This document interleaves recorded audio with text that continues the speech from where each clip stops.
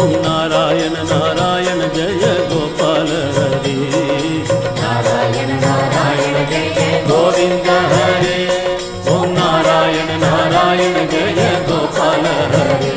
ஓம் நாராயண நாராயண ஜெய. முதலில் எல்லாருக்கும் புத்தாண்டு நல்வாழ்த்துக்கள். இன்னைக்கு 2024 துவங்கினோமா, 23 ஜனவரி 23 ஜனவரின்னு நினைக்கிறேன். விஜய்க்கு தான் தெரியும். 23 ஜனவரி தான் ஆரம்பிச்சோமோ. அப்ப ஆரம்பிச்சது இல்லையா, 3 ஆண்டுகள் 26 வரைக்கும் வந்துருச்சு. ஸோ ஒரு விளையாட்டு போல ஆரம்பிச்சு கிட்டத்தட்ட 3 ஆண்டுகளாக தொடர்ந்து நடந்துட்டு இருக்கு. 3 ஆண்டுகளாக இடைவிடாமல் வரக்கூடிய நண்பர்கள், இடையில் வந்தாலும் முதல்ல இருந்து எல்லாவற்றையும் தொடர்ந்து ஃபாலோ பண்ணிட்டு வரக்கூடிய நண்பர்கள், அவ்வளவு பேருக்கும் மனமார்ந்த நன்றி. இந்த புத்தாண்டுல இறைவன் எல்லா வளங்களையும் நலங்களையும் அருளட்டும் வேண்டிப்போம். இன்றைக்கு நம்ம நம்மாழ்வாரினுடைய 21வது பாடல் பெரிய திருவந்தாதியில நம்ம ஏற்கனவே பார்த்த மாதிரி அந்தாதி என்று சொல்லும் போது நமக்கு அதுல சொற்றொடர் அந்தாதி, பொருள் தொடர் அந்தாதின்னு அதை பார்க்கறாங்க. சொல் தொடர்ங்கிறது சொல்லால் முடியும், முந்தின பாட்டு முடியும் சொல்லால் அடுத்த பாடல் ஆரம்பிக்கிறது. ஸோ சொல் தொடர்கிறது. பொருள் தொடர் முந்தின பாட்டின் பொருளுக்கும் அதற்கு அதை தொடர்ந்து வரும் அடுத்த பாடலின் பொருளுக்கும் ஒரு தொடர்பு இருக்கிற மாதிரி இருக்கிறது தான் பொருள் தொடர் அந்தாதி. இப்ப நம்ம முந்தின பாட்டுல என்ன பார்த்தோம் அப்படின்னா, அந்த காணப்புகில் அறிவு கை கொண்ட நல்லெஞ்சம் நாணப்படுமன்றே அப்படின்னு சொல்லும்போது அதுல என்ன சொல்றாருன்னா, மானி உருவாகி கொண்டு உலகம் நீர் ஏற்ற சீரான் திருஆகம் சென்று தீண்டிற்று. அந்த பாட்டை எப்படி முடிச்சாரு? இறைவன் எவ்வளவோ பெரியவன், மிக பிரம்மாண்டமானவன், அவனை நம்மால மனிதர்களால ஆராய முடியாது.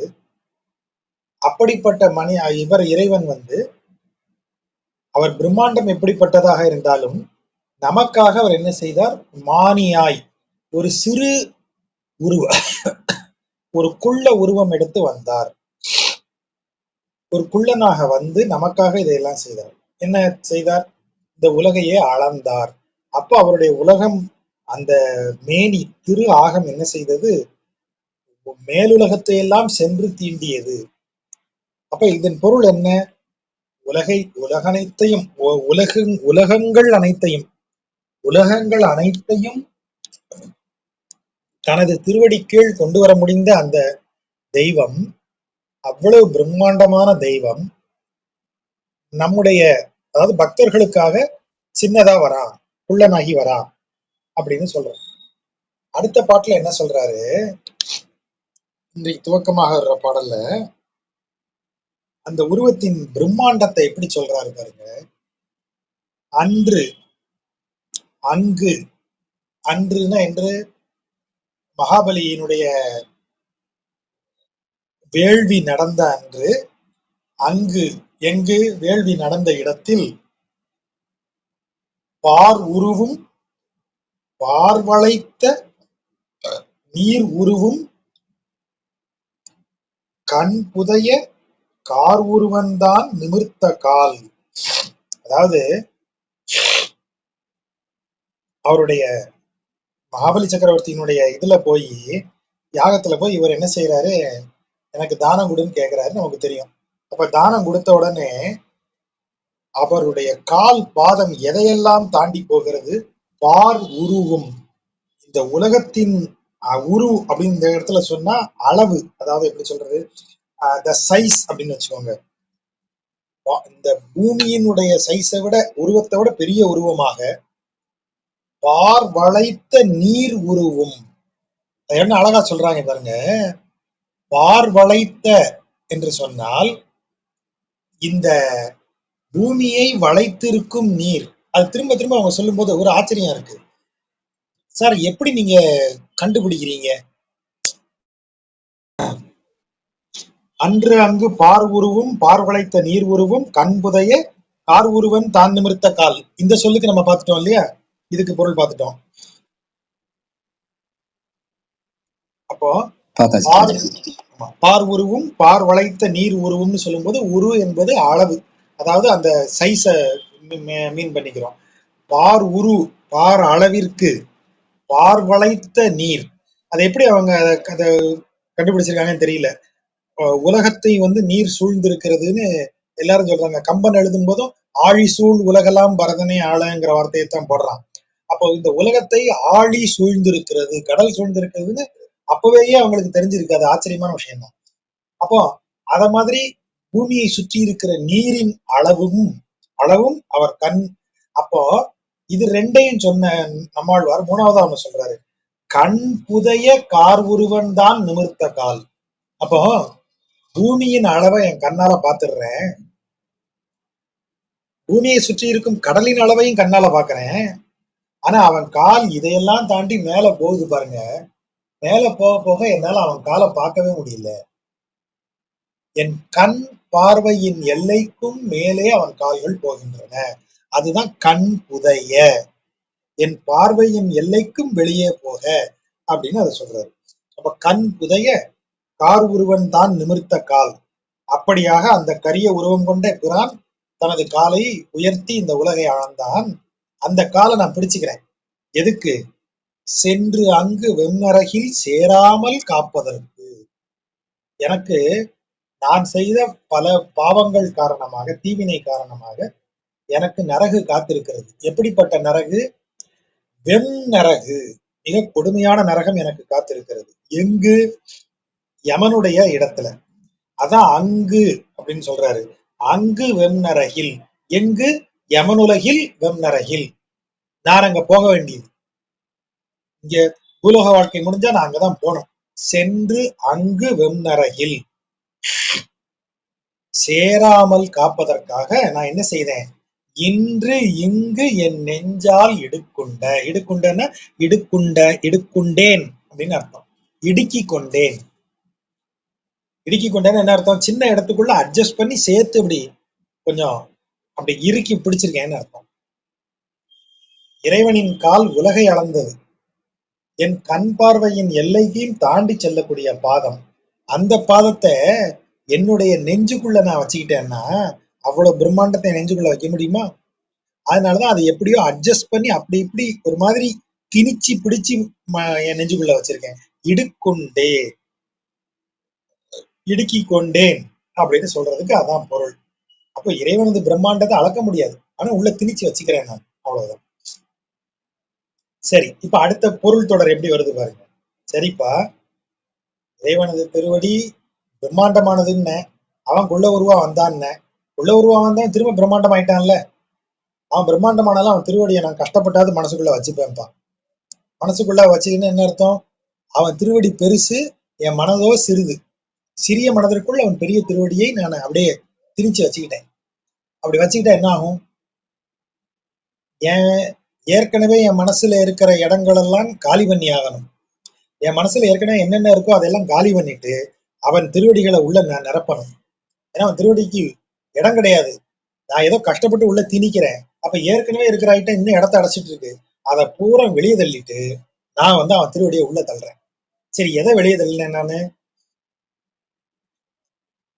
மாலார் என் மனத்தே மாலார் குடி புகுந்தார். இப்போ காலை மட்டும் கொண்டாந்து ஒருத்தன் வைக்கலாம்னா, நான் ஒரு வீடு வாடகைக்கு எடுக்கிறேன். சார் வாடகைக்கு எப்போ வரீங்க? சார் என் காலை மட்டும் வாடகைக்கு அந்த வீட்டுக்குள்ள வச்சிருக்கேன் சார், அப்படி வைக்க முடியுமா?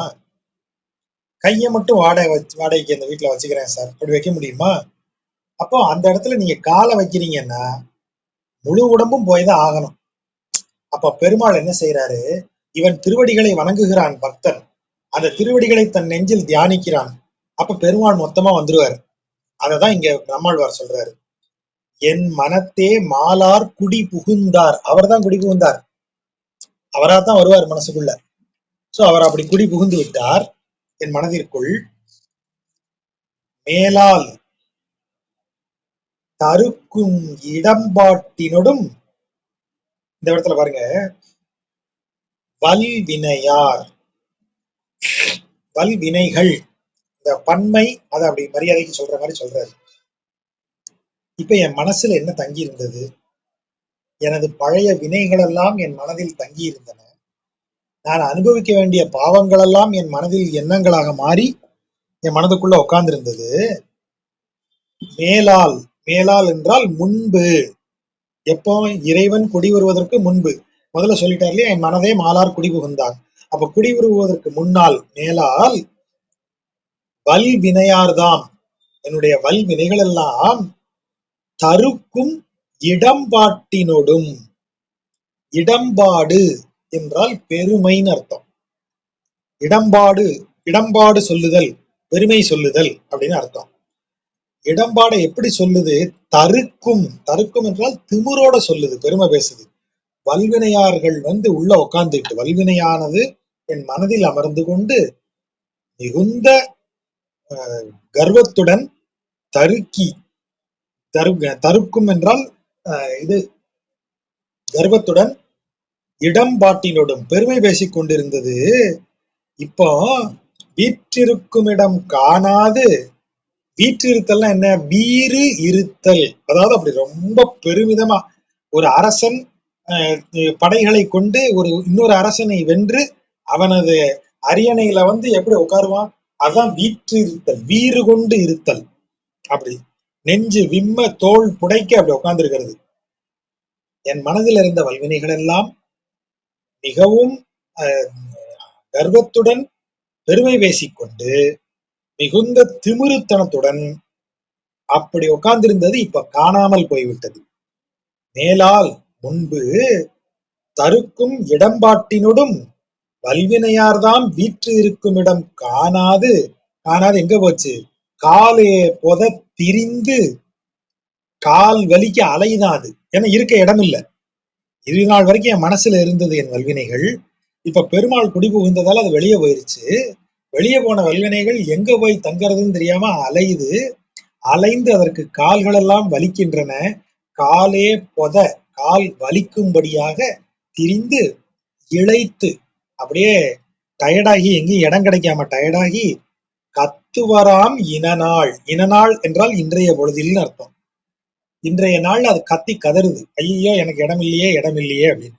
வல்வினைகள் என் மனதிற்குள் இருக்கின்றன. அதுதான் இதுல இருக்கிற ரொம்ப முக்கியமான பாயிண்ட். ஒருவனுடைய வினை பயன் என்பது எங்க இருக்கும்னா அவன் சிந்தனையில இருக்கும். ஒருவன் தவறான ஒரு செயலை செய்வதற்கு தூண்டுவது அவனது வல்வினை. ஒருவன் நல் காரியங்களை செய்வதற்கு தூண்டுவது அவனுடைய நல்வினை. அப்ப நல்வினை பயன் நற்காரியங்களை செய்ய தூண்டி நம்ம மனதுக்குள்ள உட்கார்ந்துருக்கு. நம்முடைய வல்வினையின் பயன் நம்மை தவறான நோக்கங்களுக்குள் தூண்டி விடுவதாக அமைந்து விடுகிறது. ஆகவேதான் வல்வினைய மனதிற்குள்ள இருக்கிறதுன்னு நம்மாழ்வார் சொன்னார். ரொம்ப பிரமாதமான அப்சர்வேஷன். அப்போ நம்ம இது முன்னாடியும் சொல்லியிருக்கோம் இல்லையா, நல்லவன் கெட்டவங்கிறது யாருன்னா அவனுடைய காரியத்தை சீர்தூக்கி பார்த்தா தெரியும்னு. அது ரொம்ப முக்கியமான புள்ளி. நீ உன் செயல் என்னன்னு சொல்லு, நீ நல்லவனா கெட்டவனா நான் சொல்றேன். அப்போ நல்லதும் கெட்டதையும் ஒருத்தன் செய்யறதுக்கு தூண்டுவது எது? அவனுடைய வினை. நல்வினை செய்தவன் நற்காரியங்களை செய்யும்படியும், வல்வினை உடையவன் தீய காரியங்களில் ஈடுபட்டு தன்னை இன்னும் சீரழித்துக் கொள்ளும்படியாகவும் அது அமைந்திருக்கிறது. இப்படிப்பட்ட வல்வினை எல்லாம் எனது சிந்தனையில் இருந்தது. எப்போது பெருமாள் உள்ளே வந்தாரோ, வந்த உடனே அவையெல்லாம் அதுவரை பெருமை பேசிக்கொண்டு, மேலால் அந்த நாள் வரை, இது நாள் வரை, அவர் குடிவரும் நாள் வரை பெருமை பேசிக்கொண்டு கர்வத்துடன் அப்படி ரொம்ப திமிருடன் அமர்ந்திருந்த அது காணாமலாகி ஒவ்வொரு இடமாக அலைந்து திரிந்து இழைத்து போய் தனக்கு இருக்க இடமில்லாமல் கதறிக்கொண்டு நிற்கிறது என்று கத்துவராம் இனநாள். மாலார் குடிபுகுந்தார் என் மனத்தே, மேலால் தருக்கும் இடம் பாட்டினோடும் வீற்றிருந்த வல்வினையார்தான் வீற்றிருக்கும் இடம் காணாது காலே பொத திரிந்து இழைத்து கத்துவராம் இனநாள். அப்ப இறைவன் மனதிற்குள் வந்து விட்டால் நம்முடைய தீவினைகள் இடமின்றி போய்விடும். இறைவன் இருக்கிற இடத்துல தீவினைகள் இல்லை அப்படின்னு சொல்லுவோம். இப்ப நெஞ்சம் என்ன செய்யும்? எப்பா நீ என்ன ரொம்ப ஓவரா சொல்லிட்டு இருக்க, அவன் உள்ள வந்தா ரொம்ப நாள் அவன் கூடயே இருந்த வல்வினை இல்லையாப்பா, போன பிறவியில இருந்து பிறவி பிறவியா வருது, அவனை நீ இப்படி விட்டுட்டியே அப்படின்னு நெஞ்சு லைட்டா பேசி பாக்குது. உடனே இவர் சொல்றாரு, எப்பா நெஞ்சே, உள்ள வந்திருக்கிறவன் எப்பேற்பட்டவன், உன்னைய அவ்வளவு நல்லா காப்பாற்றக்கூடியவன், உனக்கு பெரும் ஆஹ், இதை தரக்கூடியவன், முக்தியை தரக்கூடியவன், நரகில் விழாமல் காப்பவன், உன்னுடைய தாயும் தந்தையும் உன்மேல் எவ்வளவு அக்கறை கொண்டிருக்கிறார்களோ அதைவிட அதிக அக்கறை கொண்டிருப்பவனாக அவன் இருக்கிறான். அப்படிப்பட்டவன் உன் மனதுக்குள்ள வந்திருக்கான். அதை சொல்லி உன்னை நான் காப்பாத்தலாம்னு நினைக்கிறேன். அதுக்கு மேல உன் இஷ்டம். நீ சுகப்படுவையோ இல்ல சங்கடப்படுவையோ என்னமோ ஆயிட்டு போ. நெஞ்சத்தை ஒரு அளவுக்கு மேல மதிக்கிறது இல்லை. ஏன்னா நெஞ்சு திரும்ப திரும்ப எங்க கூப்பிட்டு இருக்கு, நீ தவறான ஏன் இப்படி போற, நீ ஏன் அதுலயே போற, ஏன் பெருமாளையே வணங்குற, ஏன் பெருமாள் வந்தா என்ன, இப்படி கேட்டுக்கிட்டே இருக்கு. ஒரு குறிப்பிட்ட வரைக்கும் தான் பதில் சொல்லணும், அதுக்கப்புறம் பதில் சொல்லக்கூடாது. பைபிள்ல இருந்து வரக்கூடிய கதைகள்ல ஒண்ணு உண்டு, ரொம்ப உண்மையான சுவாரஸ்யமான கதை. அது ரொம்ப உண்மையானங்கிறதுக்கு அர்த்தம் அது நிகழும், எல்லாருக்கும் நிகழும் இந்த உலகத்துல. தனது இறைவனை நோக்கி இவர் தவம் இருக்கிறார் இயேசு. அப்ப தவம் இருப்பதால் இவன் இவன் இவனுடைய தேவகுமாரன் எல்லாருக்கும் தெரிஞ்சிரும். இவன் பெரும் புகழ் படைத்தவனாக ஆகிவிடுவான். இவனுக்கு உலக ஆசைகளை காட்டி நம்மோடு இழுத்து கொண்டால் தேவனை தோற்கடிச்ச மாதிரி அப்படின்னு சாத்தான் என்ன செய்யறான், தேவகுமாரன்ட்ட வந்து பேரம் பேசுறான். என்ன பேரம் பேசுறான், இப்ப நீங்க பாரு, ஒண்ணு இல்ல, கடவுளை விட்டுட்டு வா, கடவுள் இல்லைன்னு சும்மா ஒரு வார்த்தை சொல்லு, உனக்கு நான் எந்த இவ்வளவு இதை தரேன், அதை தரேன், இதை தரேன். ஒரு மலை முகடுக்கு கூட்டு போய் நிப்பாட்டி, கண்ணுக்கு தெரிய தூரம் வரைக்கும் பாரு, அந்த நிலத்துக்கு பூரா உன்னை அரசனாக்குறேன், உனக்கு தங்கம் வெள்ளிகள் எல்லாம் கொண்டு வந்து குவிக்கிறேன், உலகின் அழகிய பெண்கள் எல்லாம் உனக்கு பணிவிடை செய்யும்படி வைக்கிறேன் அப்படின்னு பயங்கரமா டெம்ப்ட் பண்றான் ஜீசஸ. 3 தடவை அதை மாதிரி டெம்ப்ட் பண்றான். 3 தடவையும் ஜீசஸ் எப்படி மறுக்கிறார், இவையெல்லாம் என் தகப்பனின் சாம்ராஜ்யத்தில் இருப்பவை, இவை அனைத்தும் எனக்கு ஏற்கனவே என் தகப்பனால் கொடுக்கப்பட்டவை, நீ எல்லாம் கொடுக்க முடியாது போ அப்படின்னு சொல்லிடுறாரு. இதுல எதுவும் எனக்கு புதுசு இல்லை, இதெல்லாம் என் தகப்பனாலும் தர முடிஞ்சதுதான், நீ ஒன்றும் தர வேண்டான்றாரு. திரும்ப 4ஆம் முறை டீலுக்கு வரும்போது, இதுக்கு மேல உனக்கு மரியாதை இல்லை, 3 தடவை வந்த மரியாதைக்கு வேண்டான்னு சொல்லிட்டேன், போயிரு. 4ஆம் தடவை வரும்போது அவர் சொல்றது வார்த்தை, அப்பாலே போ சாத்தானே அப்படின்னு சொல்றாரு. அந்த பக்கம் இனிமே உன்ட்ட பேச்சு கிடையாதுங்கிறாரு. அப்ப 3 தடவை சொன்ன மரியாதையை சாத்தான் காப்பாத்துக்கல. 4ஆவது தடவை, அப்ப இதை இயேசுவின் அடியார்களாக இருப்பவர்கள், நம் மனம் நம்மை தூண்டி கொண்டே இருக்கும்போது ஒரு தடவை 2 தடவை மனத்துக்கு சொல்லலாம், இல்லப்பா நம்ம அந்த பக்கம் போனோம்னா பின்னால வருத்தப்படுவோம், இன்னைக்கு கொஞ்சம் கட்டுப்பாடா இருந்துட்டோம்னு வச்சுக்கோ, அப்புறம் வாழ்க்கையில நல்லதுதான், அதனால அது வேண்டாம் அப்படின்னு 2 தடவை சொல்லலாம். திரும்ப திரும்ப மனம் தூண்டிச்சுன்னா ஒரு கட்டத்துல என்ன செய்யணும், மனத்தை சும்மா கட மனமே அப்படின்னு சொல்லி அதை உட்கார வைக்கணும்.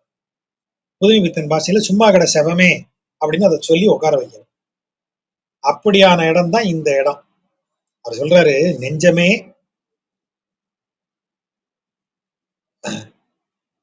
நமன் தமர்கள் இழைக்க பற்றி, நமனுடைய ஆட்கள், தமர்னா நமனுடைய ஆட்கள், நமனுக்கு தமர் தம்முடைய ஆட்கள், நமனுக்கு தம்முடைய ஆட்கள், யமனுடைய ஆட்கள்னு அர்த்தம். யமனுடைய ஆட்கள் இழைக்க, நான் அஞ்சி நடுங்கும்படியாக பற்றி, என்னை பற்றி, எப்போ நான் இறந்த உடனே, நமன் தமர்கள் நான் இழைக்க என்னை பற்றி இழைப்பு எய்த, மேலும் மேலும் நான் அஞ்சி நடுங்கும்படியாக நாய் தந்து, நாயை ஏவி விடுவாங்களாம். நரகத்துல இருக்கிற தண்டனைகள் பலவிதமான தண்டனைகள், அதுல ஒரு தண்டனை வந்து நாய்களை ஏவி விட்டு கடிக்க விடுறது. நம் பாவத்திற்கு ஏற்ற தண்டனை முறைகள் அதெல்லாம். இவர் என்ன சொல்றாரு, நமந்தமர்கள் இழைக்க பற்றி இழைப்பு எய்த நாய் தந்து, என் மேல நாயை ஏவி விட்டு, அப்படியெல்லாம் ஆகாமல் நாய் தந்து மோதாமல் நல்குவான். எதை நல்குவான், நற்கதியை நல்குவான். யாரு, நல் காப்பான் தாய் தந்தைதான் எவ்வுயிருக்கும்.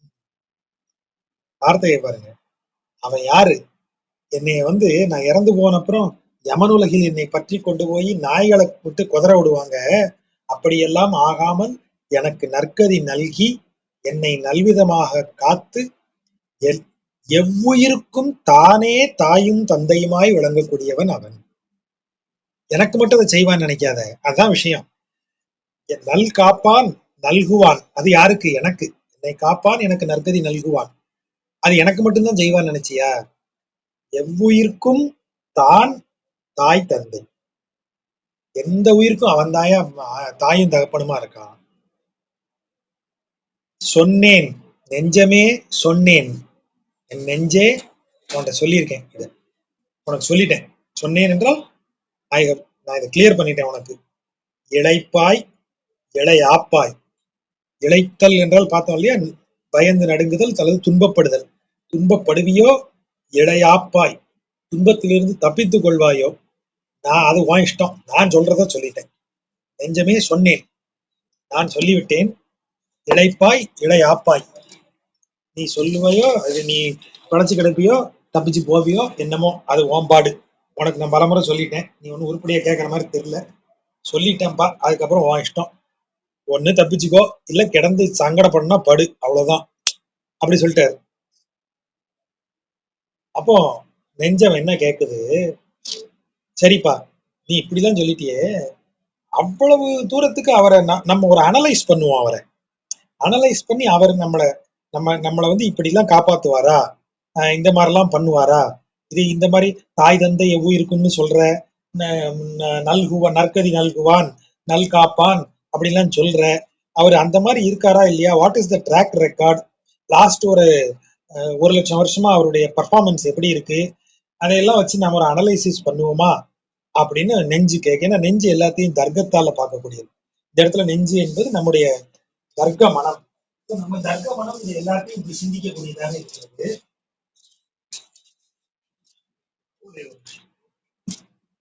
நம் தர்க்க மனம் இப்படியாக சிந்திக்கக்கூடியதா இருக்கு.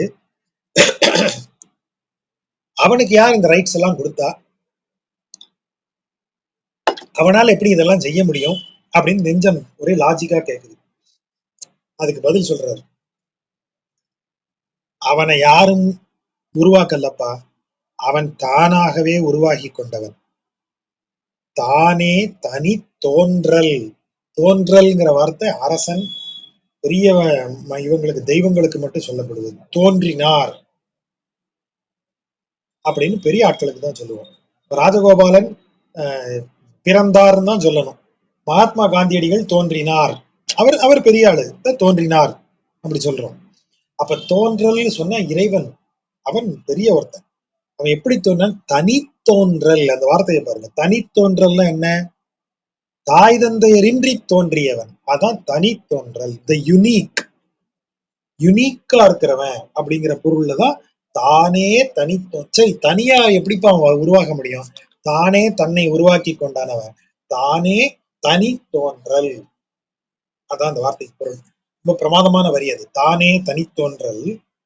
சரி, அப்ப அவனை மாதிரியே தானா பிறக்கக்கூடிய இன்னொன்னு இருக்கணுமா? இருக்கா? இவன் ஒருத்தன் மட்டும்தான் தானா பிறந்தானா? வேற எதுவும் தானா பிறக்கலையா? இல்லப்பா, இவனு ஒருத்தன் தான். He is the only one. அதனாலதான் தனின்னு சொன்னேன். தனி தோன்றல், யுனிக்கானவன், தானே பிறந்தவன், தன்னை போல் இன்னொன்று இல்லாதவன், தன் அளப்பு ஒன்று இல்லாதான். அளப்புன்னா மெஷர்.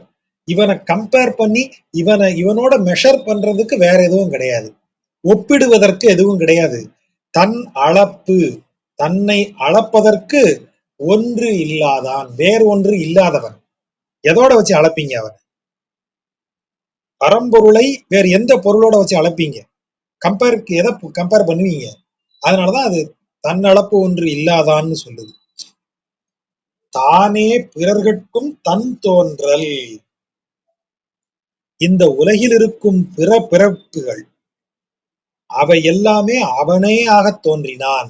அப்ப இந்த உலகத்தில் இருக்கும் ஒவ்வொன்றிலும் அவன் அந்தர்யாமியாக வியாபித்திருக்கிறான். இவ்வுலகில் இருக்கும் ஒவ்வொரு பொருள், ஒவ்வொரு உயிர் அனைத்திற்கும் அவன் இருக்கான். தூணிலும் இருப்பான், துரும்பில் இருப்பான் சொன்ன வார்த்தை அதுதான். தானே பிறர்கட்கும் தன் தோன்றல். இவன்தான் பிற எல்லாமாகவும் தோன்றி நிற்கிறான். கிருஷ்ணாவதாரத்துல பிரம்மன் அந்த ஆயர்பாடியில் இருக்கக்கூடிய பசுக்களையும் அந்த சிறுவர்களையும் ஒரு இடத்துல ஒளிச்சு மறைச்சு வச்சிடுறாரு. அப்ப கிருஷ்ணன் என்ன செய்யறான்? தானே பிற அனைத்துமாக மாறி ஆயர்பாடியை நடத்தி கொண்டிருக்கிறான். பிரம்மன் ஆச்சரியப்படுறாரு. நம்மளை தவிர படைக்க முடிஞ்சவன் யார் இருக்கா அந்த உலகத்துல? எப்படி நம்ம படைப்பு மாதிரியே இன்னொரு படைப்பை இவன் செஞ்சு ரன் பண்றான் அப்படின்னு வந்துதான் அவர் கிருஷ்ணர்கிட்ட கேட்கிறாரு, நீ யாருப்பான்னு கேட்கிறாரு. அப்பதான் கிருஷ்ணர் கூட்டு போய் பல பிரம்மாக்களை காமிச்சு, பாரியா எத்தனை பிரம்மாக்கள் இருக்காங்கன்னு பாரு, இத்தனை யுகமா நான் தான் இதை நடத்திக்கிட்டு இருக்கேன், இந்த யுகத்துல உன்னைய பிரம்மனா வச்சிருக்கேன், நீ உன்னாலதான் படைப்பு நடக்குதுன்னு நினைச்சியா, உன்னையவே நான் தான் படைச்சேன்னு சொல்றாரு. அப்போ இறைவனை நீங்க யோசிக்கும் போது அவனுக்கு ஒப்பு அவனுக்கு இணை வைக்கக்கூடிய ஒண்ணு கிடையாது. அப்ப தானே தான் தன்னை பிறப்பாக ஆக்கி எல்லா இடத்துலயும் நிறைந்திருக்கிறான். தானே இழைக்கில் பார் கீழ் மேல் ஆம். ஆம்னா ஆகும் அப்படின்னு அர்த்தம். அவனுக்கே போர் அடிச்சதுன்னு வைங்க, உலகத்தை தலைகளை மாத்திடுவான். எப்படி தலைகளை மாத்துவான்? ஏற்கனவே பார்த்தோம் இல்லையா, பூமியை சுற்றிலும் நீர் இருக்கிறது, வானம் மேலே இருக்கிறது, தலைகளை மாத்திடுவான். தண்ணி மேல போயிரும், பூமி கீழே வந்துடும்.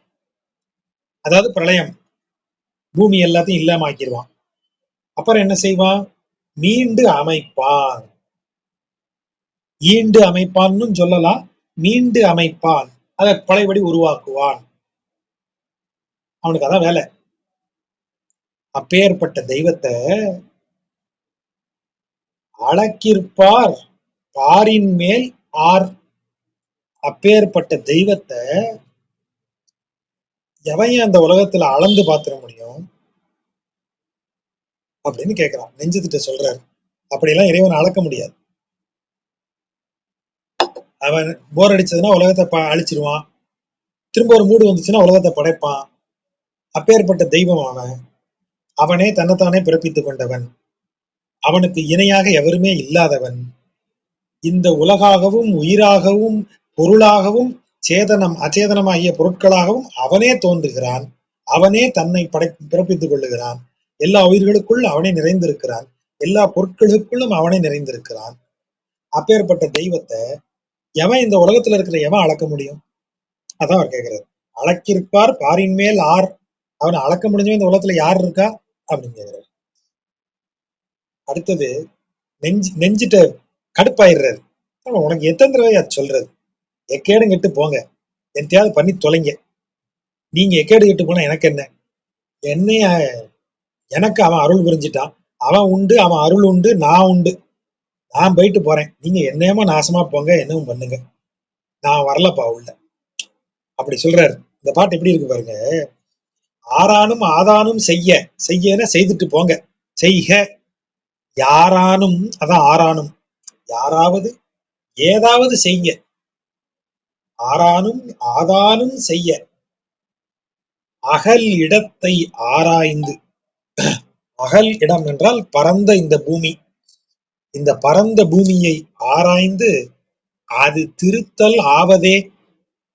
இவ்வளவு பரந்த உலகத்துல இருக்கிற எல்லாத்தையும் ஆராய்ச்சி பண்ணி இங்க இருக்கிற ஒவ்வொரு மனுஷனையும் திருத்துறது ஆகிற காரியமா? அகலிடத்தை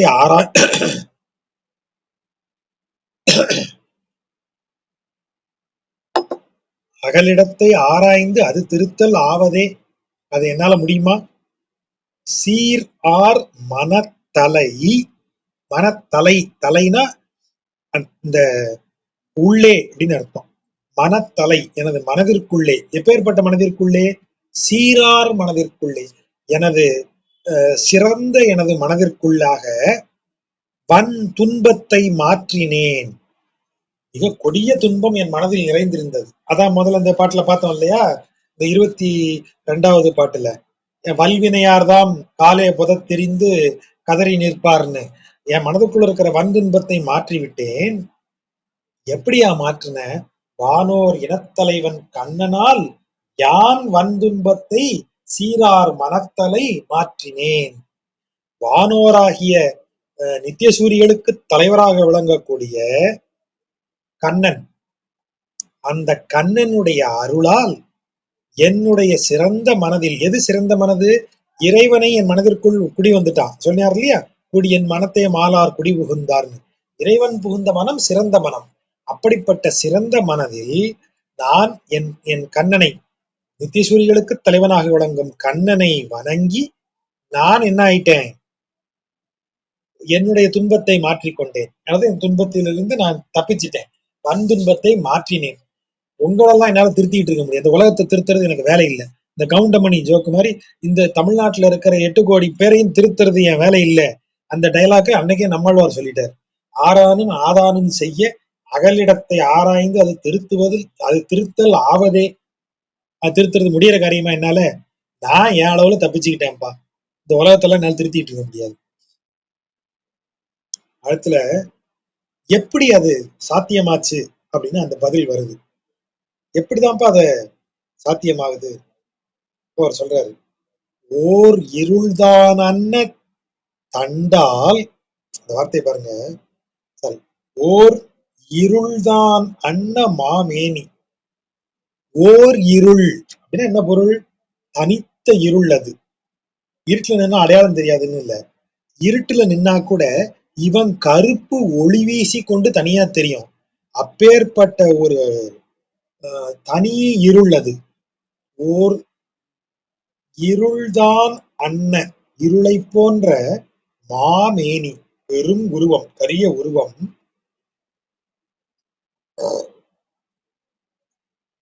எம் இறையார் தந்த, அப்படி கரிய மேனி கொண்ட எம்முடைய இறை தந்த அருள் என்னும் தண்டால், தண்டுனா கம்புன்னு அர்த்தம். அவனுடைய அருள் என் கையில ஒரு கம்பு மாதிரி கிடைச்சது. அதை வச்சு என்ன செஞ்சேன்? ஓர் இருள்தான் அன்ன மாமேனி எம் இறையார் தந்த அருள் என்னும் தண்டால் வல்வினையை அடித்து, என்னுடைய வல்வினையை அடிச்சு துரத்தினேன். அடித்து அதை துரத்திட்டேன் நான். அது எங்க ஓடிருச்சு? வல்வினையை அடித்து காணும் மலையும் புக கடிவான். கடிதல் என்றால் கோவப்படுறது. கடிந்து பேசினார், கோவப்பட்டு பேசினார் அர்த்தம். கடிவான், அவனுடைய அருள் என்னும் கம்பை எடுத்துட்டு போய் என் மனசுல இருக்கிற வல்வினைய கோபமா 2 சாத்து சாத்தினேன். அது தப்பிச்சு காடு மலையை பார்க்க ஓடிருச்சு. காணும் மலையும் புக கடிவான், அப்படி ஓடிருச்சு. யானும் என் நெஞ்சும் இசைந்து ஒழிந்தோம். வார்த்தையை பாருங்க, நெஞ்சு இப்போ பணிஞ்சிருச்சு. யானும் என் நெஞ்சும், அதுக்கு முன்னாடி வரைக்கும் நெஞ்சே நெஞ்சேன்னு சொல்லிட்டு இருந்தாரா? இப்ப எப்படி வார்த்தை வருது? யானும் என் நெஞ்சும் இசைந்து. இப்போ நெஞ்சு ஒரு பக்கம் போச்சு, மனம் ஒரு பக்கம், ஞானம் ஒரு பக்கம் போச்சு. இப்ப ஞானமும் நெஞ்சமும் ஒன்றோடொன்று இணைந்து இசைந்து, இசைந்துன்னா ஒருத்தரை ஒருவர் நன்றாக புரிந்து கொண்டு இருவரும் ஒருபோல ஆகுதல். அப்ப அந்த வார்த்தை வருது, யானும் என் நெஞ்சும் இசைந்து ஒழிந்தோம். எதை ஒழிந்தோம்? துயரங்களை ஒழிந்தோம், துன்பங்களை, குழப்பங்களை, முரண்பாடுகளை ஒழிந்தோம். அதுல இருந்து வெளியே வந்துட்டோம். எதனால அப்படி நடந்தது? ஓர் இருள்தானன்ன மாமேனி என் இறையாதந்த அருள், அவன் அருள் தந்ததால், அந்த அருளால் என் மனதில் இருக்கிற அனைத்து துன்பங்களையும் வல்வினைகளையும் நாங்கள் அடித்து துரத்தி காட்டுக்கும் மலைக்கும் ஓட விட்டுட்டு என் நெஞ்சும் நானும் அப்படியே ஒன்றாகி இந்த துயரங்களில் இருந்து ஒழிந்தோம் அப்படின்னு சொல்றாரு. இப்போ இவர் துயரங்களை ஒழிந்து விட்டார். இப்ப பாக்குறாரு, பெருமாளே ஹாப்பியா தெரியறாரு. பெருமாள் ஹாப்பியா தெரிஞ்ச உடனே நம்மளுக்கு ஒரு ஒரு சுவாரஸ்யம் வருது. கொஞ்சம் பெருமாளை சீண்டி பாக்குறாரு. நெடியாய், நெடுமாலே, இவ்வளவு பெருசு வளர்ந்திருக்கியே, செறிகழல்கள். அவர் சொல்றத பாருங்களேன், நீ நெடிய உருவம் படைத்தவனாக இருக்கிறாய். உனது கால் சிலம்பு, வீரக்கழல்கள் அணிந்த, வீரச்சிலம்பு அதான் வீரக்கழல், அது அணிந்த கால், செறி கழல்கள் தாழ் நிமிர்த்து, தாழ்ங்கிறது பாதம், அப்படி பாதத்தை நிமிர்த்து சென்று உலகமெல்லாம் நீ அளந்த அன்று, உனது கழல்கள், வீரக்கழல்கள் அணிந்த உனது காலின் அந்த பாதத்தை நிமிர்த்தி கொண்டு அன்று, என்று நீ அளந்த அன்று, அதாவது மகாபலி சக்கரவர்த்தியிடம் நீ தானம் கேட்டு உலகத்தை அளந்த அன்று, அடியால் படிகடந்த முத்தோ, உனது திருவடியால், படினா உலகு, உனது திருவடியால் இந்த உலகை கடந்த மகிழ்ச்சியா. முத்துனா இந்த இடத்துல முத்துங்கிற இதை ஆபரணத்தை குறிக்குமான்னு கேட்டா, முத் அப்படின்னா வடமொழியில மகிழ்ச்சின்னு அர்த்தம். முத் அப்படின்னா அமரகோஷம் அப்படிதான் அதுக்கு பொருள் சொல்லியிருக்கு. அப்ப அதைத்தான் இப்படி எடுத்து முத்தோனா மகிழ்ச்சியோ, இறைவன் மகிழ்ச்சியா இருக்கார். அப்பா அன்னைக்கு பெரியவனே, பெரிய உருவம் படைத்தவனே, அன்னைக்கு நீ உன்னுடைய கழல்கள் அணிந்த வீர பாதங்கள் அப்படியே நிமிர்ந்து போய் உலகத்தை எல்லாம் அளந்த மகிழ்ச்சியில இருக்கியா? அது அன்றேல். அப்படி இல்லைன்னா முடியால் விசும்பு அளந்த முத்தோ, உன் முடி போய் விசும்ப தாண்டி போச்சே, கால் மட்டுமா வளர்ந்தது? நீ யோசிச்சு பாருங்க, வாமனன் உடம்பு குள்ளமா இருக்கு, கால் மட்டுமா மேல போச்சு, ஆளையெல்லாம் வளர்ந்தான். அப்ப கால் மேல போகும்போது அவன் தலை போய் விசும்ப தாண்டி போகுது, அண்டத்தையும் தாண்டி அவன் தலை போகுது. அப்ப யோசிச்சு பாருங்க, தலையால் விசும்பு அளந்திருக்கான், அது அன்றேல் முடியால் விசும்பு அளந்த முத்தோ. அரிகிலம் ஆள், எங்களுக்கு தெரியலையே ஐயா, ஆள்ங்கிறது அசைச்சொல். அரிகிலம், அறிய மாட்டோம். நீ மகிழ்ச்சியா இருக்கியே, அன்னைக்கு நீ இந்த உலகத்தை அளந்த மகிழ்ச்சியில இருக்கியா, காலால உலகத்தை அளந்த மகிழ்ச்சியில இருக்கியா, இல்ல தலையால விசும்ப போய் அளந்த மகிழ்ச்சியில இருக்கியான்னு எங்களுக்கு தெரியலையே அப்படின்னு பெருமாளை ஒரு அப்படி நுட்பமா அப்படி பாராட்டுற மாதிரி, அப்படி ஒரு ஒரு கிண்டல் பண்ற மாதிரி பாராட்டுறாரு. அடுத்த பாட்டுல ரொம்ப அழகா சொல்றாரு அத. பெருமாள் அப்படி பார்த்திருக்கோம்னு வைங்களேன், அடுத்த கேள்வி என்ன வரும்? அப்பா நீ தானே சொன்ன, பார் உருவும் பார்வளைத்த நீர் உருவும் கண் புதைய கார் உருவன் தான் நிமிர்த்த கால். நீ தானையா சொன்ன? அவன் உலகத்தை அளந்து மேல போனத கண்ணுக்கு எட்டாத தொலைவு, கண் பார்வைக்கு அகப்படாத விதத்துல போச்சுன்னு சொன்னீங்க நீ.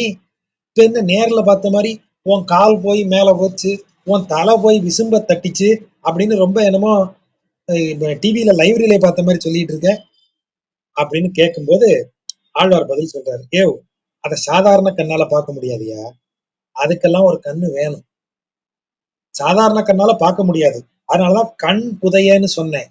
உன் ஊனக்கண்ணை வச்சு பார்த்தனா உனக்கு அவ்வளவுதான் தெரியும், நீ பாக்குறதுக்கு வேற ஒரு கண்ணு இருக்கு, அந்த அகக்கண் வழியா பார்த்தனா உனக்கு அது தெரியும், அவன் காட்டி கொடுப்பான் உனக்கு.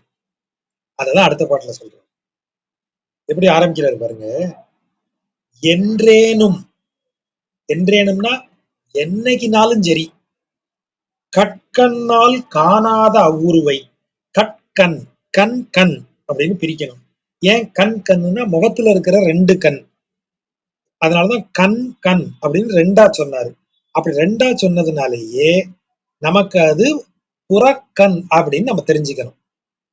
கட்கண்ணால், கண் கண்ணால், ரெண்டு கண் இருக்கு. அகக்கண் என்ன ரெண்டா இருக்குமா? அகக்கண்கிறது ஒற்றை கண் தான், அதனாலதான் நெற்றிக்கண் ஒன்றுதான். நெற்றிக்கண் ரெண்டா இருக்கும், நெற்றிக்கண் ஒன்றுதான் இருக்கு. அகக்கண் ஒற்றை பார்வை உடையது, எல்லாமே ஒன்றுதான் அதுக்கு. ஆனா எல்லாத்தையும் பிரிச்சு பார்க்கிற பார்வை புறக்கண்ணுக்கு உரியது. ஆகவேதான் ரெண்டு கண்ணுன்னு புறக்கண்ணுக்கு சொல்றது. கட்கண்ணால், ரெண்டு கண்களால், அதாவது புறக்கண்களால் என்றேனும் காணாத உருவை, ஒரு நாளும் காண முடியாத அந்த உருவை, வார்த்தையை பாருங்க, புறக்கண்களால் ஒரு நாளும் காண முடியாத அந்த உருவை நெஞ்சு என்னும் உட்கண்ணேல் உணர்ந்து காணும். உனது நெஞ்சம் எனக்கூடிய அகக்கண்ணால், அகக்கண்ணால், எந்த அகக்கண்ணால்? நெஞ்சு உடைய, நெஞ்சு என்னும் அகக்கண்ணால் உணர்ந்து காணும். வார்த்தையை பாருங்க, உணர்ந்து காணும். சும்மா காணும்ல, சார் என் நெஞ்ச கண்ணை கொஞ்சம் திறந்து விடுங்க அப்படின்னு திறந்து விட்டுருவீங்களா? இறைவனை உணரணும். அப்படி உணர்ந்தால் அகக்கண் திறக்கும். அந்த உணர்ந்துதான் பார்க்க முடியும். அதனாலதான் உணர்ந்து காணும்னு சொன்னாரு. எவ்வளவு அழகான வார்த்தை. நெஞ்சில், நெஞ்சால் உணர்ந்தால்தான் உட்கண் திறக்கும். நெஞ்சு என்னும் உட்கண்ணேல் உணர்ந்து காணும், அன்றே நம் கண் காணும் ஆழியான் கார் உருவம். வார்த்தையை பாருங்க, என்ன சாலிடா அடிக்கிறாரு. என்றேனும் கட்கண்ணால் காணாத அவ்வுருவை நெஞ்சு என்னும் உட்கண்ணால் உணர்ந்து காணும், அன்றே நம் கண் காணும் ஆழியான் கார் உருவம். என்னைக்கு உன் அகக்கண், புறக்கண்ணுக்கு ஒரு நாள் அந்த உருவு தெரியாது. ஆனால் இன்றைக்கு உனது நெஞ்சு இறைவனை உணர்ந்து அகக்கண் திறக்கிறதோ, அந்த அகக்கண் திறக்கிற அன்றைக்கு உனது கண்ணுக்கு அவனது ஆழியான் உருவம், கார் உருவம், அவனது கரிய உருவம், அந்த கையில் ஆழியை ஏந்தி நிற்பவன், தர்ம சக்கரத்தை ஏந்தி நிற்கும் அந்த கரிய உருவம் உன் கண்ணுக்கு தெரியும். நாம் காணாது இருப்பதுவும் இன்றே. இன்றைக்கு நம்ம கண்ணு திறக்கல, நம்ம பார்க்காம இருக்கோம். அவன் இல்லைன்னு அர்த்தமா? உன் கண்ணுக்கு படாததுனால அவன் இல்லைன்னு அர்த்தமா? நாம் காணாது இருப்பதுவும் இன்றே. இன்றைக்கு நீ காணாமல் இருக்கிறாய். ஆனால் என்றைக்காவது நெஞ்சு என்னும் உட்கண்ணீல் உணர்ந்து காணும் அன்றே நம் கண் காணும் ஆழியான் கார் உருவம். அன்னைக்கு நீ அவனை பார்ப்ப, அவன் கிட்டேயே தான் இருப்பான். இன்றைக்கு உன்னால பார்க்க முடியல. நாம் காணாது இருப்பதுவும் இன்றே. என்ன எவ்வளவு பொருள் பாருங்க.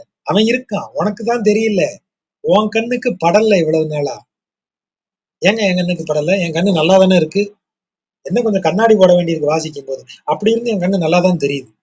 அந்த கண்ணை வச்சு ஒண்ணும் பண்ண முடியாது. அந்த கண்ணெல்லாம் அவனை பார்க்க முடியாது. கொஞ்சம் பிராக்டிஸ் பண்ணா பாத்துடலாமா சார்? ஒரு நாளும் பார்க்க முடியாது. என்றேனும் கற்கண்ணால் காணாத உருவை நெஞ்சு என்னும் உட்கண்ணால் உணர்ந்து காணும் வார்த்தை. அப்படி உணர்ந்துதான் அவனை பார்க்க முடியும். நீ உணரணும் அவனை. உணர்ந்த பிறகுதான் அவன் தெரிவான். அப்ப நீ அவனை பார்க்கலாம். அன்றே உணர்ந்த அன்றே நம் கண் காணும் ஆழியான் கார் உருவம். அவன் உருவத்தை நீ பார்ப்ப. இன்றைக்கு உன்னால பார்க்க முடியாது. ஏன்னா உனக்கு இன்னும் உள்ள அகக்கண் திறக்கல. இன்றே நாம் காணாது இருப்பதுவும் அவன் அழகா சொல்றாரு. அடுத்த பாட்டு, எப்பா அப்படி உணர்ந்தா அவனை பார்க்கலான்னு சொல்றியே, அவனை உணர்றது ரொம்ப கஷ்டம் இல்லையா? நீதானே சொன்ன அவன் பிரம்மாண்டமானவன். அவன் உருவத்தை நீ வர்ணிக்கிறத பார்த்தா அவன் கால் விரல கூட என்னால பார்க்க முடியாது போல இருக்கே. பயப்படாத. எங்க ஆளு இந்த வடிவேலு காமெடியில சொல்ற மாதிரி இந்த புலிப்பாண்டி எல்லாருக்கும் மோசமானவன் தான், ஆனா குழந்தைகளுக்கு இல்லை அப்படிம்பாரு. அத மாதிரி நம்ம ஆளு நல்ல பெரிய ஆள் தான் ஐயா, பிரம்மாண்டமான ஆள் தான். ஆனா அப்படிலாம் இல்ல, நமக்கு கொஞ்சம் ஈஸியா தான் இருப்பாரு. அதான் சௌலபியம்னு சொல்ற வார்த்தை. சௌச்சீல்யம், சௌலபியம்ங்கிற குணாதிசயங்கள், குணங்களை எல்லாம் ஏன் இறைவனுக்கு சொல்றாங்க?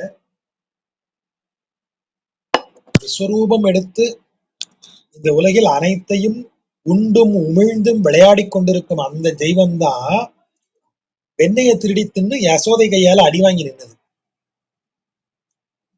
அததான் இங்கே அவர் சொல்றாரு. அவன் பிரம்மாண்டமானவன் ஒண்ணு பயப்படாத. ஒருவர்க்கு வார்த்தையை பாருங்க, இனரும் துழாய் அலங்கல் எந்தை. இனரும் என்றால் கொத்தாக பூக்கும்னு அர்த்தம். இனர் என்றால் பூங்கொத்து. இனரும் கொத்தாக பூக்கும். அதாவது இறைவன் மேல நீங்க துழாய் மாலை, துளசி மாலை போட்டிருக்கீங்க. தேவர்கள் மாலை அணிந்தால் அது வாடாமல் இருக்கும். நலன் தமயந்திக்கு 2வது முறை இது வைக்கிறாங்கல்ல, சுயம்பரம் வைக்கிறாங்க. அப்போ இல்ல முதல் முறையே, ஆமா, தமயந்தி சுயம்பரம் வைக்கும்போது நலன் உருவத்துக்கு தான் அவன் மாலை போடணும்னு காத்திருக்கா. அப்போ தேவர்கள் எல்லாம் என்ன செய்யறாங்கன்னா, இந்த தமயந்தி அழகுல மயங்கி நலன் உருவத்துல மாறி உட்கார்ந்துருக்காங்க. ஆனா இவ கரெக்டான நலனை கண்டுபிடிச்சு மாலையை போட்டாலாம். எப்படி கண்டுபிடிச்சான்னு கேட்டா 2. 1, மாலை லைட்டா வாடி இருந்துச்சு. தேவர்கள் அணிந்த மாலை வாடாது. அப்புறம் தேவர்கள் கண் இமைக்க மாட்டாங்க. நான் கொஞ்சம் பார்த்தேன், உங்க மாலை லைட்டா வாடி இருந்துச்சு, நீங்க அப்பப்ப கண்ணை சிமிட்டினீங்க, இந்த இவன் தாண்டா நம்ம ஆளுன்னு மாலையை போட்டேன்னா. அப்படி தமயந்தி சொல்லியிருக்கா. அப்ப தேவர்கள் அணிந்த மாலை வாடாது. இவன் யாரு? தேவர்களுக்கும் தேவன் இல்லையா? அப்போ இவன் அணிந்த துளசி மாலை வாடாமல் இருக்கிறது மட்டும் இல்ல, கொத்து கொத்தா பூக்க வேற செய்யுமா.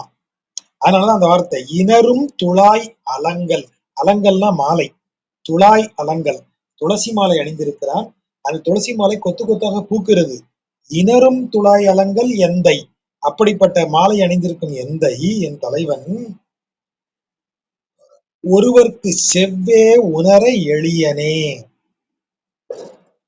ஒருவர் செவ்வே, செவ்வே என்றால் சரியான முறையில் உணர்வதற்கு எளியவன். எளியவன் தானா அப்படின்னு ஒரு கேள்வி வைக்கிறார். அதானப்பா அவன் கேள்வி. ஏண்டா, துளசி மாலையவே கொத்து கொத்தா பூக்க வைக்கிறவன் அவன் உனக்கு அருள் பண்ண மாட்டானா? அதான் அதுக்கு பொருள். இணரும் துளையலங்கலெந்தை ஒருவர்க்கு செவ்வே உணர எளியனே. அந்த வார்த்தையை பாருங்க. உணரத் தனக்கு எளியர் எவ்வளவர் அவ்வளவன். அவன் எப்பேற்பட்டவன் தெரியுமா? நீ எந்த அளவிற்கு அவனை உணர்கிறாயோ அந்த அளவிற்கு எளியவனாக அவன் உனக்கு வருவான். எல்லா தெய்வங்களுக்கும் இது உண்டு. இந்த பராசக்தி படத்துல ஒரு பக்கம் வேத மந்திரங்கள் சொல்லி வணங்கிட்டு இருப்பாங்க தேவிய. இந்த பக்கத்துல ஒரு சாதாரண செம்படவன் வந்து அவ வரலையே அப்படின்னு ஆற்றுல மூழ்கி உயிர் துறக்க போறான். அவனுக்கு ஒன்றும் சொல்ல தெரியாது, மந்திரமும் தெரியாது, ஒன்றும் தெரியாது. ஆனா அவனை நோக்கி அவ வரா, அவன் கொடுக்கிற பிரசாதத்தை சாப்பிடுறா. அப்ப இதன் பொருள் என்ன? எவ்வளவு எளியவனாக நீ உன் பக்தியை வைத்திருக்கிறாயோ அந்த அளவுக்கு எளியவனாக அவனும் தன்னை ஆக்கி கொண்டு வருவான். உணர தனக்கு தனக்கு உணர எளியர் எவ்வளவர் அவ்வளவன் அவனும் ஆவான். அதான் அங்க அர்த்தம். ஆனா எனக்கு எளியன் எம்பிரான் இங்கு, எனக்கு அவன் மிக எளிமையானவனாக இங்கு வந்து எனக்காக இருக்கிறான். அதாவது எனக்கு அருள் புரிந்திருக்கிறான். என் அளவுக்கு எளியவனாக வந்து எனக்கே அருள் புரிந்திருக்கிறான். நீ எந்த அளவுக்கு எளியவனோ அந்த அளவுக்கு உனக்கு அருள் புரிவான் அப்படின்னு அவரு அந்த இடத்துல சொல்றாரு. அப்ப நீ அவனை நினைச்சு பயப்படாத. ரொம்ப அவனை அவனை அப்படியே செம்மையாக புரிந்து கொள்வது மிக கஷ்டமோலாம் நினைக்காத. அவன் நீ எந்த அளவிற்கு எளிமையாக அவனை வணங்குகிறாயோ அந்த அளவு எளிமையோடு அவனும் வந்து உன்னை சேர்வான் அப்படின்னு சொல்றான். வல்வினை வெளியே சுத்திட்டு திரியுது. அப்படியே நெஞ்சு ஒன்னாயிருச்சு. ஏன்னா நெஞ்சுதான் கொஞ்சம் சப்போர்ட் பண்ணிட்டு இருந்துச்சு வல்வினைக்கு. எப்ப அவனை வெளியே அனுப்பிட்டியே. இப்ப அப்பப்ப வல்வினை பழைய ஞாபகத்துல வந்து வந்து எட்டி பாக்குது. அப்ப இந்த பாட்டு வருது. இங்கு பண்டுபோல் வீற்றிருத்தல் இங்கு இல்லை. அப்பா நீ பழைய மாதிரி வந்து இங்க வீற்றிருக்கலாம்னு நினைக்காத. நெய்க்குடத்தை பற்றி ஏறும் பண்டன்று பட்டினம் காப்பே அப்படின்னு பெரியாழ்வார் 10 பாட்டு பாடியிருக்காரா. நோய்களை பார்த்து பாடினாரு. நீங்க பழைய மாதிரி நினைச்சிட்டு இங்க வராதிங்க. எங்க ஆளு இப்போ காவல், அவரை மீறி நீங்க உள்ள வர முடியாதுன்னு சொன்னார்ல. அதுதான் இங்க நம்மாழ்வாரும் பாடுறாரு பாருங்க. பண்டு போல் வீற்றிருத்தல் இங்கு இல்லை. என் மனசுக்குள்ள பாவங்களே வல்வினைகளே என் மனதிற்குள்ள நீங்க முன்பு போல நினைச்சுக்கிட்டு வீற்றிருந்து ஆளலாம்னு நினைச்சுக்கிட்டு வராதிங்க. இங்க சிச்சுவேஷன் இப்ப அப்படி இல்லை. என்னுடைய செங்கன்மால் சீர்க்கும் உள்ளம் சிறிது. வார்த்தையை பார்த்தீங்கல்ல. என்னுடைய செங்கன்மால், என்னுடைய சிவந்த கண்களுடைய திருமால், அவன் சீர்க்கும் அவனுடைய புகழுக்கே உள்ளம் சிறிது. அவன் புகழை சேர்த்து வைக்கிறதுக்கே என் உள்ள ரொம்ப சிறிய ஏரியா. பத்தாதியா நீங்களா வந்து எங்க உட்கார வரீங்க? உங்களுக்கு இடம்லாம் இல்லை. அவன் புகழ உள்ளதுக்கு என் மனசுக்குள்ள வச்சுக்கிறதுக்கே என் மனசுக்குள்ள இடம் பத்தல. என் மனசே சின்னதா இருக்கு. அவ்வளவுதான் இருக்கு என் மனசு. அவன் புகழ் அதை விட ஜாஸ்தி இருக்கு. நானே மீதி இருக்கிறதெல்லாம் எங்க கொண்டு வைக்கன்னு தெரியாம திணறிட்டு இருக்கேன். இதுல நீங்க வேற உள்ள வரேன்றீங்க. உங்களுக்கு எங்க இடம் இருக்கு? பண்டுபோல் வீட்டு இருத்தல் இங்கு இல்லை. என்னுடைய செங்கல் மால் சீர்க்கும் என் உள்ளம் சிறியதாக இருக்கிறது. வல்வினையார்தான் அங்கே மடி அடக்கி நிற்பதனில். வார்த்தையை பாருங்க. உடனே நீங்க என்ன செய்றீங்க? வல்வினைகள் இல்லையா, நாங்க கொஞ்சம் வெயிட் பண்றோம் ஒரு வாரத்துல, எப்பவாவது கொஞ்சம் டைம் கிடைச்சதுன்னா வரோம் அப்படின்னு ரொம்ப பணிவா பேசிக்கிட்டு. இந்த வார்த்தை என்ன? மடி அடக்கி நிற்றல் அப்படின்னா என்ன அர்த்தம்? இப்போ நீங்க நம்ம நகர்ப்புறங்கள்ல அதை பார்க்க முடியறது இல்ல. நான் சிறு வயதுல கிராமங்கள்ல பார்த்திருக்கேன். இப்பவும் கூட கிராமப்புறங்களுக்கு போனீங்கன்னா வேஷ்டி கட்டிட்டு நிப்பாங்க. இறைவன் இப்போ சப்பரம் இறைவன் வந்து வீதி உலா வராருன்னு வைங்க, அல்லது கோயிலுக்குள்ள போறாங்கன்னு வைங்க. இந்த வேட்டியை இப்படி இப்படி எடுத்து 2 காலுக்கும் நடுவுல இப்படி உள்ள செரிப்பாங்க. இப்படி காலுக்குள்ள ஒட்டி இப்படி வச்சுப்பாங்க. வேஷ்டி வெளியே பறக்க கூடாது. அப்படி கரவேட்டி தெரியும். அப்படி கரவேட்டி அப்படி அலசற மாதிரி நிக்க கூடாது. வேட்டி எடுத்து அப்படி 2 காலுக்குள்ள, சில ஊர் பக்கம் திரைச்சிக்கிறதுன்பாங்க. வேட்டியை திரைச்சிக்கப்பா. வேட்டி எடுத்து 2 காலுக்கு நடுவுல விட்டு இப்படி பொத்திட்டு நிக்கிறது. அது வந்து மடி அடக்கி நிற்பது. பெரிய ஆட்களை பார்த்தாலும் அப்படி செய்வாங்க. பெரிய ஆட்களை பார்த்தா அப்படி வேட்டியை 2ஐயும் இப்படி காலுக்குள்ள மடக்கி அப்படி நிக்கிறது. வேஷ்டி வெளியே அப்படி அலையாம. அது பணிவை காட்டுவது. வல்வினைகள் என்ன செய்யுது? கூப்பாடு போட்டு பார்த்துச்சு, மிரட்டி பார்த்துச்சு. இப்ப அப்படியே மெல்ல நைஸ் பண்ணுது. இல்லைங்க, நாங்க ரொம்ப பணிவா ஒரு ஓரத்துல நிக்கிறோம் சார். நாங்க என்ன உள்ள வரவா போறோம்? இப்படி ஒரு ஓரத்துல நின்றுட்டு போறோமே, நீங்க போங்க சார், நீங்க போங்க, நீங்க உங்க வேலையை பாருங்க. போவாது கொஞ்சம் இடம் கிடைச்சதுன்னா நாங்க முடிஞ்சா உள்ள நுழைஞ்சுக்கிறோம். அங்கோட்டு ஒரு ஓரத்துல தான் இருக்கோம், டிஸ்டர்ப் பண்ணாம. அப்படியெல்லாம் நிக்குது. அதான் அவர் சொல்றாரு, அங்கே எங்கே என் மனதின் வாயிலில் மடியடக்கி நிற்பதனில், நிற்பதனில், நிற்பதை விட, நிற்பதன் இல், நிற்பதை விட அப்படின்னு அர்த்தம். நீங்க இங்க வந்து இப்படி ரொம்ப பணிவா நிக்கிறதை விட மீண்டு அடி எடுப்பது அன்றோ அழகு. அடி எடுப்பதுன்னு என்ன அர்த்தம்? கிளம்புறதுன்னு அர்த்தம். ஸ்டெப் டவுன், அதான் அடி எடுப்பது. நீங்க இங்க வந்து இப்படி பணிவை காட்டிட்டு நிக்கிறதை விட நான் சத்தம் படம் திரும்ப கிளம்பி போறதுதான் உங்களுக்கு அழகு. அதான் மரியாதை. அடி எடுப்பது அன்றோ அழகு. யாருக்கு? வல்வினையார். வல்வினையார்தாம் அங்கே மடியடக்கி நிற்பதனில் மீண்டு அடி எடுப்பது அன்றோ அழகு. கிளம்பி போறதுலயே அவங்களுக்கு நல்லது. இங்க எவ்வளவு நேரம் நின்னீங்கனாலும் வேலை நடக்காது. அவன் அருளை உள்ள, அவன் சிறப்பை உள்ளே வைக்கிறதுக்கே எனக்கு இடம் பத்தாது என் மனசுல. என் மனசே சிறுசு அவனுடைய இதை கம்பேர் பண்ணா. நானே 10 லிட்டர் கெப்பாசிட்டியில இருக்கேன், அவன் லட்சம் லிட்டர் கெப்பாசிட்டிக்கு மேல இருக்கான். எதை எடுத்து எப்படி உள்ள வைக்கன்னு எனக்கே தெரியல. இதுல நீங்க வேற வந்து நிக்கிறீங்க. எவ்வளவு பணிவா நின்னீங்கன்னாலும் வேலைக்கு ஆகாதப்பா. பெட்டர் ப்ளீஸ் ஸ்டெப் டவுன், கிளம்பி போங்க அப்படின்றாரு. ஸோ இது ஒரு ரொம்ப சுவாரஸ்யமான பாட்டு. நெஞ்சோடு ஒரு விவாதம் நடத்தி, அப்புறம் நெஞ்ச வந்து சரி இதுக்கு மேல அவன்கிட்ட பேச முடியாது போன்னு துரத்தி, நெஞ்சு அந்த இடத்துல அதை புரிஞ்சுக்கிட்டு திரும்ப அவரோடு இயைந்து, அது சொல்ற இல்லையா, யானும் என் நெஞ்சும் இசைந்து ஒழிந்தோம், அப்படி சேர்ந்து அதற்கு பிறகு அந்த வல்வினையோடு ஒரு தகராறு பண்ணி அதை வெளியே அனுப்பி இறைவனின் அருளை நிரப்பிக் கொண்டு நிற்கக்கூடிய 10 பாடல்கள். கொஞ்சம் கூடுதலா தான் சொல்லியிருக்கேன்னு நினைக்கிறேன். பொறுமையோடு கேட்ட நண்பர்களுக்கு நன்றி. வேற ஏதாவது கேள்விகள் இருக்கா? கேட்கலாம். நன்றி ஜாஜா, சிறப்பா இருந்தது. இதுல வந்து ரொம்ப நிறைய அவதாரங்கள் எல்லாம் நிறைய வராம வெறும் நிறைய உலகளந்த பெருமாளே, வாமன அவதாரம், உலகளந்த பெருமாள் அதுலயே வந்தது. போன தடவை வேணும்னா அந்த கொஞ்சம் ஆப்புண்டது, தாம்பால் காட்டினது, இந்த பாம்பால் ஆப்புண்டன்னு கொஞ்சம் அந்த காளிங்க அவதாரத்துல வந்தது. நிறைய நெஞ்சுகிட்ட ஸ்ட்ரைட்டா பேசிட்டு இருக்க மாதிரியும், உலகளந்த பெருமாளுடைய திருப்படியை பத்தி இருக்க மாதிரியே இருக்கு. அப்படிதான் புரியுது எனக்கு. ஆமா, இங்க இந்த இதை நரசிம்ம அவதாரே காணும். ஆமா ஆமா, அது பின்னால வரும், 2 இடத்துல வரும். சில ஆழ்வார்களுக்கு சில அவதாரங்கள் ஒரு நல்ல, என்ன சொல்றது, அது ஒரு படிமமாக இருக்கிறது. அதனாலதான் அதை அவங்க திரும்ப திரும்ப கையாளுறாங்க. இப்ப இந்த இடத்துல நெஞ்சுக்கு உகந்தவனாக அவனை ஆக்குதல், அவன் நெஞ்சுக்குள்ள அவன் திருவடிகளை கொண்டு வரணும். ஆனா அவன் பிரம்மாண்டம் பாரு, உன் நெஞ்சுக்குள்ள அவன் அடங்கிட்டான்னு நினைக்காத, அவன் வேணா குடி வருவான். அதனாலதான் அவர் என் நெஞ்சு இடுக்குண்ட இடம்ங்கிறாரு, அவன் திருவடிகளை அடைச்சு வச்சிருக்கிற இடம்ங்கிறாரு. அவன் சீரை பேசினால் என் உள்ளம் சிறிதுங்கிறாரு. இதெல்லாம் எதை குறிக்கிறது என்றால், பக்தன் இறைவன் எனக்கு எளியவன் அவன், அதையும் சொல்றாரு. ஏன் அவருக்கு எளியவன் எவ்வளவோ அந்த அளவுக்கு எளியவனாக அவன் இறைவனும் வருவான், பக்தன் எளிமைக்கு தகுந்த மாதிரின்னு சொல்றாரு. அப்ப இதெல்லாம் குறிப்பது, பக்தன் இறைவனது பிரம்மாண்டத்தை குறித்து அஞ்ச வேண்டியதோ கவலைப்பட வேண்டியதோ இல்லை. அவன் பிரம்மாண்டமானவன் தான், ஆனா நீ வணங்கினால் உனக்கு எளியவனாக வருவான். அதை சொல்லுவதற்கு அவருக்கு வாமன அவதாரம் தான் கரெக்டா மேட்ச் ஆயிருக்கு.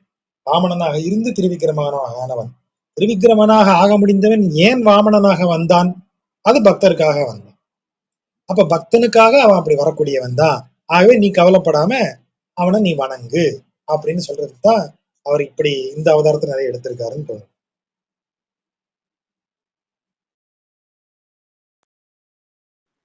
நன்றி சாச்சா. நல்லா அந்த பொருள் அந்தாதிங்கிறது நீட்டா தெரியுது. அப்படியே கண்டினியூஸா அடுத்த லெவல் போயிட்டு இருக்க மாதிரி. எல்லா பாசிபிலிட்டியையும் பேசி பார்த்துருவாங்க. நெஞ்சு இப்படிலாம் கேள்வி கேட்கும், நெஞ்சு இப்படி எல்லாம் யோசிக்கும். அப்படி நம்முடைய மனம் ஐயப்படும் மனம் தானே. மனிதனது மனம் அடிப்படையில் ஐயப்பட்டு கொண்டே இருப்பது. மனதிற்கு ஐயத்தை தவிர வேற எதுவுமே நெருக்கமானது கிடையாது. இப்போ ஒருத்தரை பார்த்த உடனே நம்புறோம்னு வைங்களேன், நம்பிடுவோம். ஆனா ஐயப்படுவது எப்ப வேணாலும் நடக்கும். அதனாலதான் ரொம்ப சிம்பிளான சைக்காலஜி ஒன்று இருக்கு. நீங்க ஒருவரை பற்றி தவறாக பேச வேண்டும் என்றால், ஒருவரை பற்றி தவறான அபிப்பிராயத்தை கிரியேட் பண்ணணும்னா, நீங்க தவறான விஷயங்கள சொல்லக்கூட வேண்டாம். அது என்னத்த சொல்ல அவர பத்தி? சரி விடுங்க. அது நான் என் வாயால சொல்லக்கூடாது. இவ்வளவு மட்டும் சொல்லிட்டு நான் போயிட்டேன்னா போதும். நான் இப்ப ஏதாவது சொன்னேன்னா, ஒரு ஆள பத்தி எதுவுமே சொல்லல. ஐயோ! வேணாங்க. அவர பத்திலாம் பேசுனா சரியா இருக்காதுங்க. விடுங்க. அத நான் என் வாயால சொல்ல மாட்டேன். இதோட நான் எந்திரிச்சு போயிருவேன். ஆனா கேட்கிறவன் மனசு என்ன ஆகும்? என்னெல்லாம் கற்பனை பண்ணும்? அவரு இப்படி ஆளா இருப்பாரோ? அப்படி ஆளா இருப்பாரோ? அன்னைக்கு பார்க்கும்போது கூட அவர் பார்வை அந்த பக்கம் தானே போச்சு. அவன் இடையில இப்படி கூட ஒண்ணு இருந்ததில்ல. யாரோ சொன்னாங்கல்ல. இவ்வளவுதான் மனித மனம். மனித மனம் எந்த நேரமும் ஐயப்படும். ஐயம் தான் அதற்கு மிக பிடித்த சிந்தனை முறை. மனம் சிந்திக்கும் விதமே ஐயப்படுதல் தான். அதனாலதான் பைபிள்ல முதல்ல சொல்லும்போது நீ ஐ டவுட்டிங் தாமஸ் அப்படின்னே பேரு. தாமஸ் சந்தேகப்பட்டே இருப்பாரு. நீங்க தான் தேவகுமாரனா? நிஜமாவே நீங்க தேவகுமாரன் தானா? ப்ராமிஸா காட் ப்ராமிஸா நீங்க தான் தேவகுமாரன் இப்படி கேட்டே இருப்பாரு. அதனாலதான் டவுட்டிங் தாமஸ்னே அதை அவருக்கு ஒரு இடியமே கிரியேட் பண்ணி வச்சிருக்காங்க. அப்போ அது அப்படி ஒரு ஐயத்தை உங்க மனதுல உங்க உருவாகுங்கிறதுனாலதான் ரொம்ப தெளிவாக சொல்றாங்க. நீ கர்த்தருக்கு பயப்படுதலே ஞானத்தின் ஆரம்பம்னு சொல்லிட்டாங்க. நீ சந்தேகப்படுற சந்தேகத்திற்கு எதிர்ப்பதம் என்ன? பயம். சந்தேகத்தை எதை வச்சு நீங்க ஹேண்டில் பண்ண முடியும்னா பயத்தை வச்சு ஹேண்டில் பண்ண முடியும். பயமுறுத்தி ஒருத்தனை அப்படியே நீங்க உட்கார வச்சிடலாம். அப்ப சந்தேகத்தை அடக்கி வைப்பது பயம். அப்ப நீங்க இறைவனை அப்படித்தான் நீங்க அணுகணும் அப்படின்னு அது ஒரு மெத்தட், அது ஒரு துவக்கம், அவ்வளவுதான். அப்படி சொல்றாங்க. அப்ப எல்லா நேரங்களையும் ஐயப்படும் ஒரு மனம் மனிதனுக்கு இயல்பானது. அந்த மனதை எந்த விதங்களிலெல்லாம் அது ஐயப்படுமோ அத்தனை விதங்களையும் பதில் சொல்றாரு ஆழ்வார். அதற்கு பிறகு அதால ஐயத்தை விட முடியாது. நீங்க சொல்ற பதில்ல இருந்து அது திரும்ப திரும்ப கேள்வியை உருவாக்கிக்கிட்டே இருக்கும். மனம் கேள்விகளை தவிர வேற எதையும் உருவாக்காது. விடை நாம் உணர வேண்டியது. மனம் அதன் இயல்பில் கேள்விகளையே உருவாக்கும்.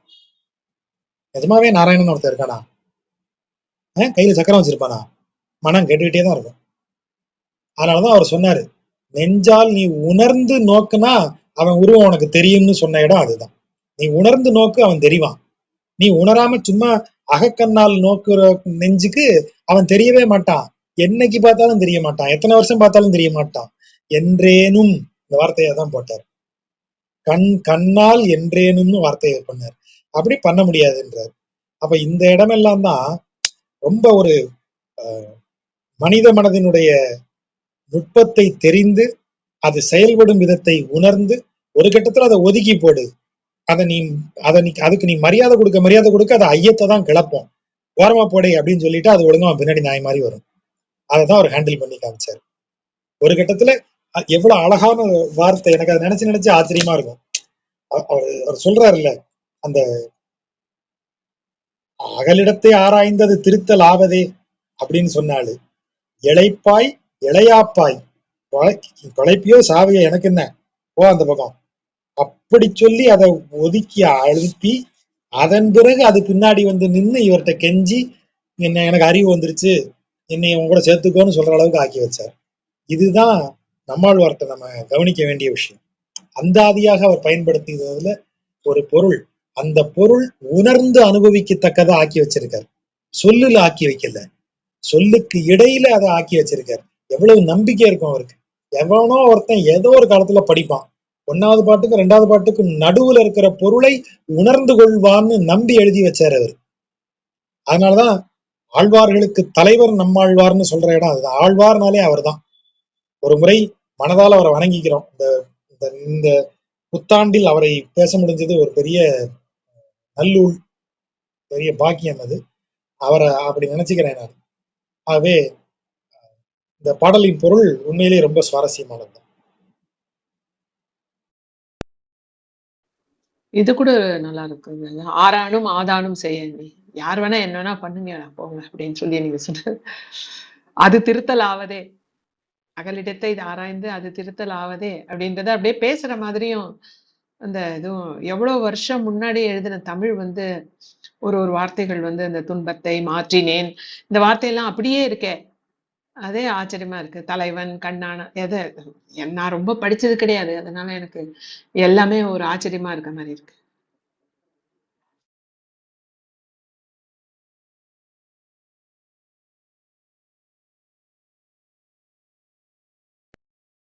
பிரியம்பதா வரன்றாங்க மேல. மேல வந்துட்டாங்க.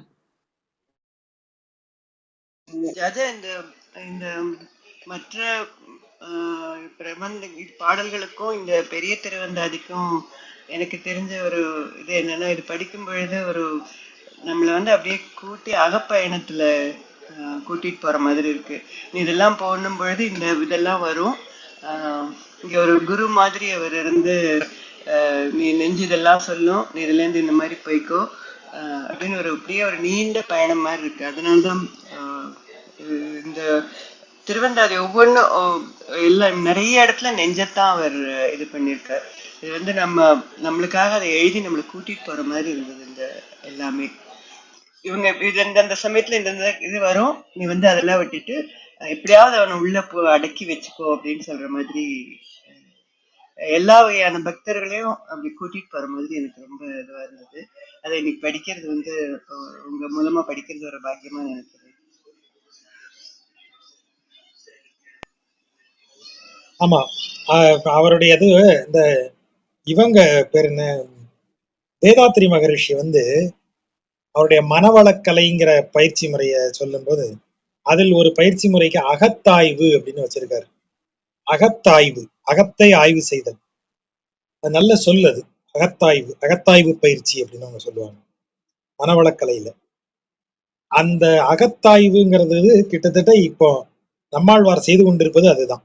நமது அகம் எப்படி செயல்படும், அந்த அகம் எப்படியெல்லாம் என்னென்ன விதங்களில் எல்லாம் செயல்படுமோ அதை எல்லாத்தையும் எப்படி ஹேண்டில் பண்ணணுங்கிறத சொல்லியிருக்காரு.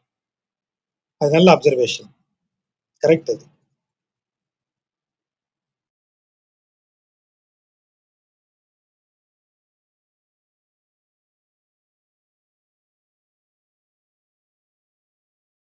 வேற ஏதாவது கேள்விகள் இருக்கா நண்பர்களுக்கு?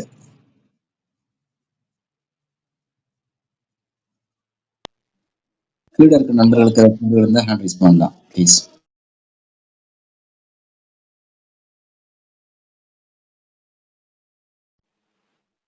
சரி, ஓகே. வேற கேள்விகள் இல்லை என்றால் நாம அடுத்த செவ்வாய்க்கிழமை சந்திக்கலாம். நண்பர்களுக்கு நன்றி. மீண்டும் ஒரு முறை இனிய புத்தாண்டு நல்வாழ்த்துக்கள். நன்றி நன்றி ஜாஜா. புத்தாண்டு நல்வாழ்த்துக்கள்.